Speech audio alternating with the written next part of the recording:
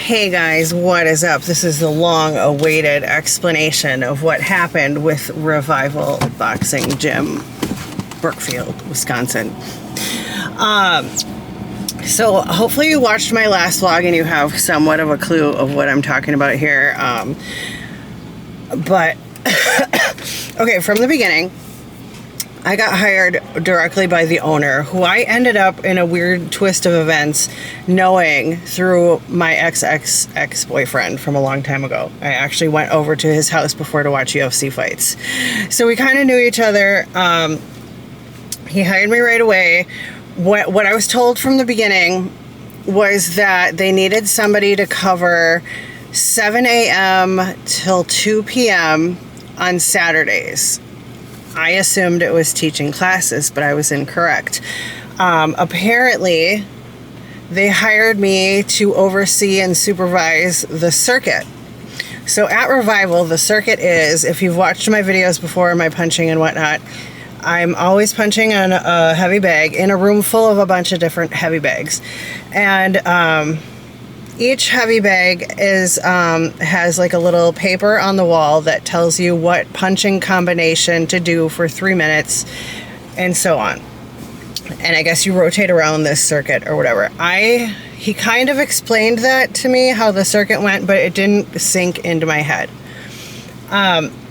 So then fast forward to a few weeks, they're really going hard on trying to train me to do, the boxing. Like, that was the main thing. And I was like, okay, they really want me to teach boxing classes. That's cool. Okay. They made it sound like it was not a big deal that I'd never done boxing before in my whole life.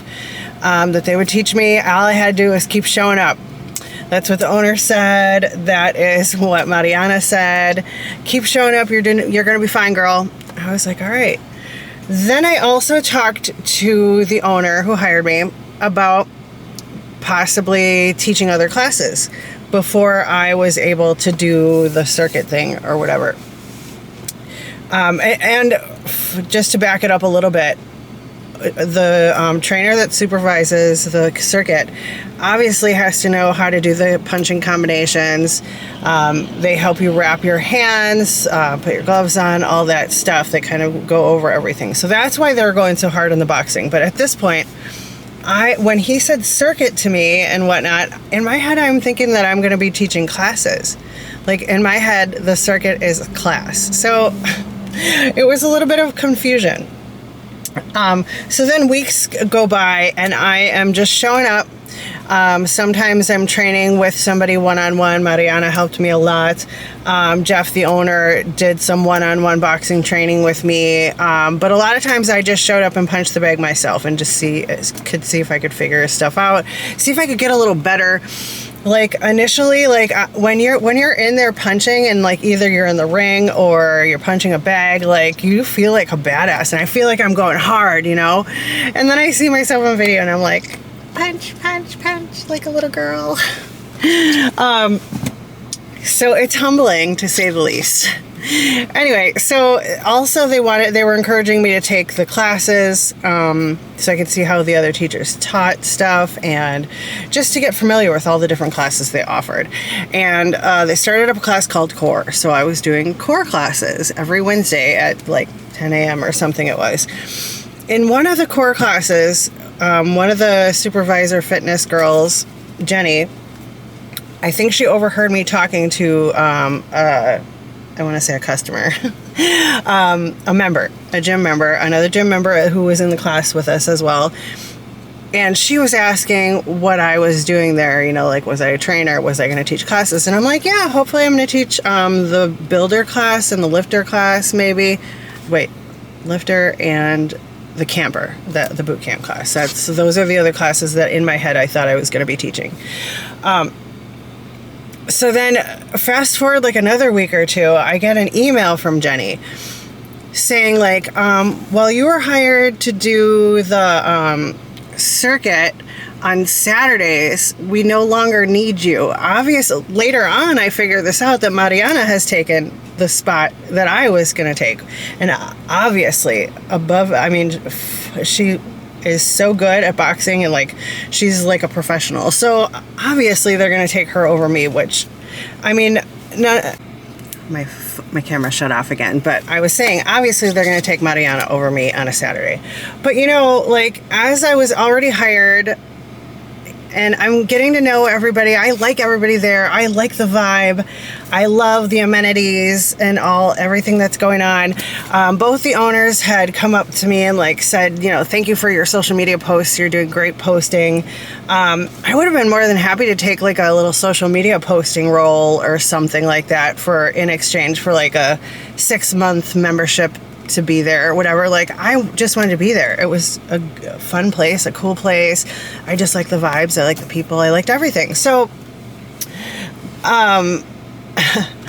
so I say to her, like, oh, well, I had talked to Chris, the other fitness in charge of the classes manager, whatever you want to call it. I also talked to Jeff, the owner, about teaching some of the classes. So how about if I, you know, even if you just want me for like a sub, like just to step in and teach a class if nobody else is around or nobody's available or whatever, like I can do that for a while until you may need me in the circuit or a different class or whatever, you know, like, you don't just like give up on somebody and fire them. Like, I don't understand if somebody didn't like me or like, why was it so jump to the firing? But then she says, well, I'm confused. I never even knew that you were interested in doing classes. But if you want to do classes, you have to go through this audition process. So I said, sure, fine. I had done Jax's 5 a.m. boot camp class, and it was literally exactly the way I have run many, many, many circuit boot camp classes in my day. So I was not even worried about it. I was like, I can do this. This is what I've been doing for a long time. So fast forward to another week or so until I did my audition, and I went in there on a Monday. Jenny had told me she was going to round up some people to take my class, meaning like other trainers would come in there or whatever. I don't know. So I figured there would be a few people in there so it could actually be like simulate an actual class. Instead, it turns out that she only rounded up Jax. So there was one trainer, and then Jenny was in there writing on her little notebook furiously, like making me really nervous, like taking all these notes while I was teaching the class. Like, basically, she didn't give me any information about... Now I'm getting an inner temperature warning that the camera is too hot. It's not even hot in here, but I guess I did have it sitting in the dashboard in the sun, but whatever. So anyway, she gave me no information about how to format it. I asked her, I was like, what format did you want me to do? Like, do you have any specifics to tell me? Give me some hints on how you want me to do this class. Even as I'm asking her these things, though, like, I feel like this is like a setup. Like, she knew that she was not going to give me the thumbs up on this. I feel like she knew the whole time, and it was just like a formality for me to do this audition. That's how I felt. That's the vibe that I got. So just like I just basically formatted the class just as I would have any boot camp I've taught in the past, and just the way Jax did it when she did the class that I took. So what I did wrong in this whole scenario, I have no idea. They gave me 0 feedback. Oh yeah, I forgot to mention that several days later, I got a nice little email from Jenny saying, like, while there were a few positives to your teaching, we've decided you are not up to our standards of class instructor at Revival Fitness. Okay, I mean, I've only been training for 25 years. I've been teaching classes, but yeah, I've been teaching classes forever, and I will say, granted, I don't like teaching classes. I really don't. I mean, I've kind of forced myself to do it over the years because people have always asked me. Class teaching it makes me feel anxious and gives me anxiety. Like, if it was a whole class full of my own clients, that's one thing, because I know everybody's strengths, weaknesses, injuries, whatnot, things they don't like to do and whatever. But if it's a class full of randoms, then it makes me nervous. So obviously I would eventually get to know the people, feel comfortable with the whole thing. And yeah, it was worth it to me to be able to like work out there, hang out there with people, keep doing my punching. I really liked it, even though I wasn't that great at it. Yeah, I mean, it would have been worth it to me to just be, just keep me on. You've already hired me. Keep me on as a sub. I'll keep going to classes so I can be more educated. Keep me on as a sub so I keep getting better at training. Like, you've already hired me. I've already been there. I already know the people. Like, the owners have both been very cool to me. It's not like people hated me or something, or I did anything bad to anybody. Like, why wouldn't you just keep me on? And then show me the way you want me to teach the class. Show me your high standards at Revival that I'm not meeting. Show me how. Like, why just jump to letting me go right away? That's the problem here. Oh, but here's the big kicker. The weekend after that, my client Joel, who lives in Brookfield, sent me a text and a picture, and I will post that picture right here. That Revival had used my photo in a monthly flyer promoting whatever, the stuff that's going on in the city of Brookfield or whatever it was. A monthly newsletter, maybe. So my photo was used to promote Revival without my knowledge, without my permission, without any kind of payment, right after they fired me. That's the kicker here.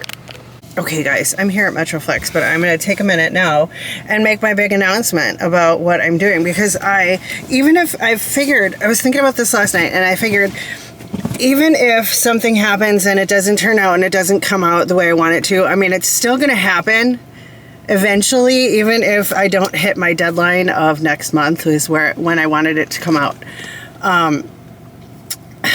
But I mean, it's my own fault. I didn't realize how long everything takes. And so, okay, first, I'll tell you. I am developing my own bikini line. So it's going to be called Kiss Me Babe Bikinis. And everything is based off of my kissy lip tattoo on my butt. So that's going to be my logo. I have a little, let me show you the stickers right away.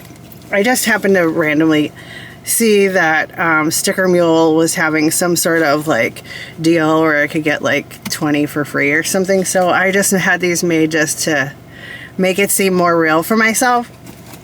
So I have 6 designs that I want to put into effect, okay? And it took me so long because I didn't know where to start with the designing part of it, like I had no idea like where to start.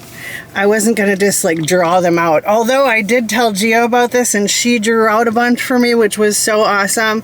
And I actually might integrate some of her ideas into my actual bikinis, but that's for later on. Anyway, so I have 6 designs locked and loaded, but now here's the issue. Like, most of the manufacturers are overseas. I was trying to work with one company that's in Brazil, and like, they all try to get you to buy this spec package or sample pack of nonsense where they just send you these little tiny, like, what the colors are going to look like.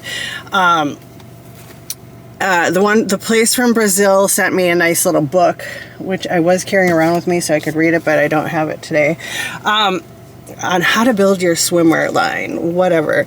And I've known I was going to do this, or it's been an idea for a while now, like maybe 4 or 5 months. Why didn't I start 4 or 5 months ago and getting these designs ready and start talking to these manufacturers? I don't know. I just did not know where to start. I was having a major mental blockage. I was like, I want to do this, but I don't know where to start. And I kind of wanted to talk to somebody who's done it. And I posted something on Instagram, like looking for people who have their own bikini line. And I wanted to ask them, like, how did you get started? What did you do first? Blah, blah, blah. And I feel like this is, I mean, I don't really have like a super huge passion for bikinis or anything like that, but I feel like this is just like my entryway into doing some sort of fashion design. I'm going to segue this into doing tracksuits and hoodies and stuff in the fall, like maybe an athleisure line. of gym clothes and stuff. I'll do like cute sports bras and scrunch butt leggings and all that stuff. But really, I want to do the tracksuits, the big hoodies, the cute jogging pants. And then maybe even like a streetwear line. I don't know. We'll see where it all goes. But the bikinis is a good way to start. Like, it's nice and simple. It's not super expensive. I do have financial backing. I do have a big marketing situation in the works. So it's not, I'm not trying to do this, you know, some little rink-a-dink way like I have been. Like, I just always try to do everything myself with, like, when designing t-shirts and hoodies and stuff for Beautiful Muscle. I just did everything myself, and now I'm going to have a team, and it's going to be better, and it's going to be super awesome and fun, and I can't wait. But here, the roadblock is the manufacturing now. So now I have all these inquiries out there. The place in Brazil told me I need 6 months before they can come up with my designs. And, you know, they want you to buy all this shit first from their company, and they want you to just basically use what they have designed and then put your own little personal touch on it, which can be okay for some of my designs, but most of my designs are like pretty original, and I don't know. I won't go into too much detail, but I am just running into some roadblocks now, and I wanted May to be the month I launch it. And I waited until April, the beginning of April, to really start doing, like, taking steps.